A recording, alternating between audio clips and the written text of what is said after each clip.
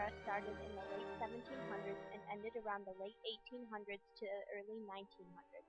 It was a period of great change and emancipation and a great philosophy movement. Its influence spread across continents, most notably in North America and Europe. The Romantic era endorsed artistic freedom, experimentation, and creativity, in contrast to the strict laws of balance and restraint of the previous Classical era. It also was known for its expressive music, more melodic than previous interpretations. Many events took place during the Romantic era. The American Revolution was the war fought between the colonists and the British, and it included the signing of the Declaration of Independence, the Boston Massacre, the Boston Tea Party, and the ending of the war with the Treaty of Paris. The French Revolution was inspired by the American Revolution, and it was characterized by the overthrowing of the French government. The Napoleonic Wars were fought in France against Britain during Napoleon Bonaparte's rule. In 1804, two men named Lewis and Clark traveled across the Louisiana Territory to discover new land in the state. The Americans declared war against Britain for impressment of sailors and trade issues, thus starting the War of 1812, but nothing was solved and it resulted in stalemate. During the Industrial Revolution, more people moved into the workplaces as factories and new machines became more prevalent, and it was characterized by the invention of the cotton gin, the steam engine, the spinning jenny, and textile mills. Charles Darwin set sail on the HMS Beagle in 1831 for the Galapagos Islands, where he did research for his theory of natural selection and wrote a book called On the Origin of Species. Abolitionism was very strong during the Romantic era because of fugitive slave laws, the Underground Railroad, and some other abolitionist leaders such as Frederick Douglass and Harriet Tubman. This resulted in the Civil War and the ending of slavery with the Emancipation Proclamation.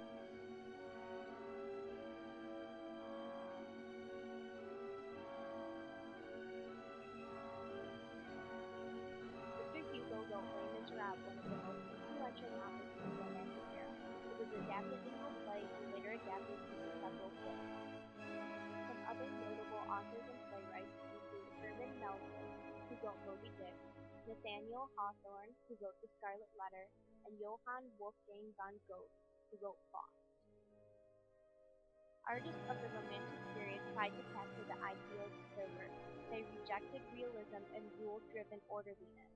They hoped to inspire emotional response, evoke yearning for rural, pastoral life, the stirrings of life's mysteries, and power and grandeur of nature.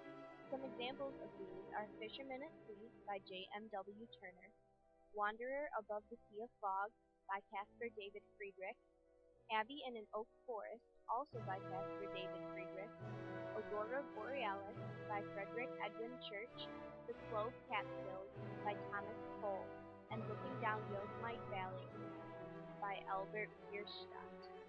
In romantic art, nature, with its uncontrollable powers, unpredictability, and potential for cataclysmic extremes, offered an alternative to the ordered world of Enlightenment thought.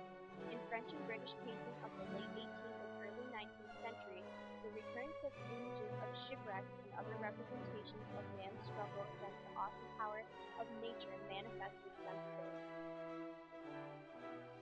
The Romantic era of ballet is commonly said to have been ushered in by the famed ballerina Marie Taglioni and her choreographer/father, Filippo Taglioni. In 1832, in an effort to show off his daughter's skills, Filippo choreographed his masterpiece. Others would follow suit and begin creating ballets centered around the new familiar concept of reality versus fantasy. Ballet technique would adopt the rounded arms, softer movements, and more dancing on point. Romantic sculpture can be divided into works that concern the human world and those that concern the natural world. One of the greatest works is The Departure of the Volunteers, a group sculpture gracing the Arc de Triomphe. The Romantic era introduced new musical techniques, like new harmonies, tones, and melodies. Great romantic composers. Number 1, Tchaikovsky. A man who got married and immediately left his wife. I do. Hello, cutie. Hey! See ya! Come back here! That's not very romantic. Number 2, Schumann. He invented a finger muscle machine which injured his fingers so he couldn't play piano anymore. Ow! Counterproductive. Number 3, Brahms, who had an enormous beard. Number 4, Wagner, who was like a rock star of today. He had loads of girlfriends and money. Look! There's Wagner!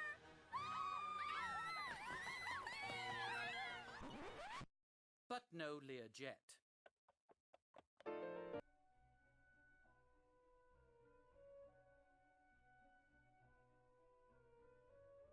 Percy Shelley was born in 1792 at Field Place in England.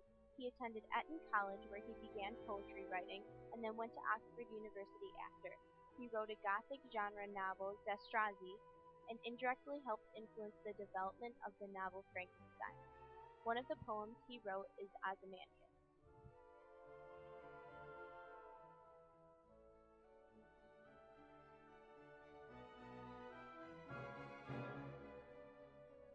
William Wordsworth was born in 1770 in England and lived marginally from the French Revolution. He was orphaned whilst attending Hawkshead along with 4 siblings. He married a childhood friend and had 5 children. One of his most famous poems is The Prelude, which is considered the crowning achievement in English romanticism. It chronicles the spiritual life of the poet and introduces the birth of a new genre. Wordsworth is greatly influenced by his love of nature, as well as his colleague Samuel Taylor Coleridge.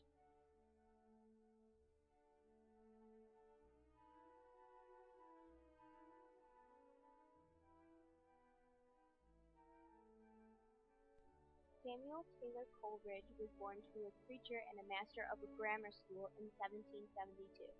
He was a leader of the British Romantic movement and had a mixed philosophy, a belief in pantychocracy, which is equal government by all, and had socialist views. His famous poem is The Rime of the Ancient Mariner.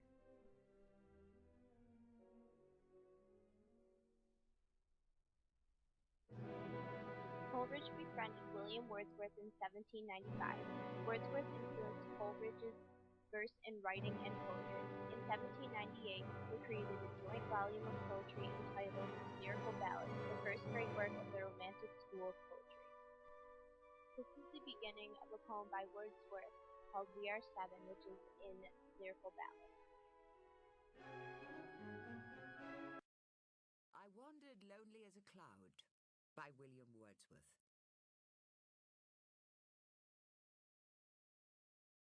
I wandered lonely as a cloud that floats on high o'er vales and hills, when all at once I saw a crowd, a host of golden daffodils, beside the lake, beneath the trees, fluttering and dancing in the breeze. Continuous as the stars that shine and twinkle on the Milky Way, they stretched in never-ending line along the margin of a bay. 10,000 saw I at a glance, tossing their heads in sprightly dance. The waves beside them danced, but they outdid the sparkling waves in glee. A poet could not but be gay in such a jocund company. I gazed and gazed, but little thought what wealth the show to me had brought. For oft, when on my couch I lie in vacant or in pensive mood, they flash upon that inward eye which is the bliss of solitude. And then my heart with pleasure fills and dances with the daffodils. I Wandered Lonely as a Cloud is Wordsworth's response to his memory of a time when he went walking near a lake with his sister and encountered a field of daffodils. He begins the first stanza by comparing himself to a cloud, emphasizing his loneliness. He later describes the daffodils he sees, using great imagery, admiring the beauty of the scene. Wordsworth seems to be encompassed by the daffodils. He uses reverse personification by describing himself as a cloud and describing the daffodils as dancing. In the second stanza, Wordsworth goes on to describe the scene, comparing the flowers to the stars on the Milky Way, emphasizing that they seem to go on forever. He continues to be enthralled by the daffodils and their dancing and their seeming to never end. In the third stanza, Wordsworth makes another comparison with the daffodils. this time to waves, exclaiming that they brought him more joy. He talks of himself and the happiness he felt when in company with the flowers, indirectly thanking nature for its beauty, evident in the dancing daffodils. He didn't think about the impact this moment would have on him for years to come, and knew little of the importance of the memory at that time. He uses the term wealth to show that the memory is incomparable to any kind of monetary wealth.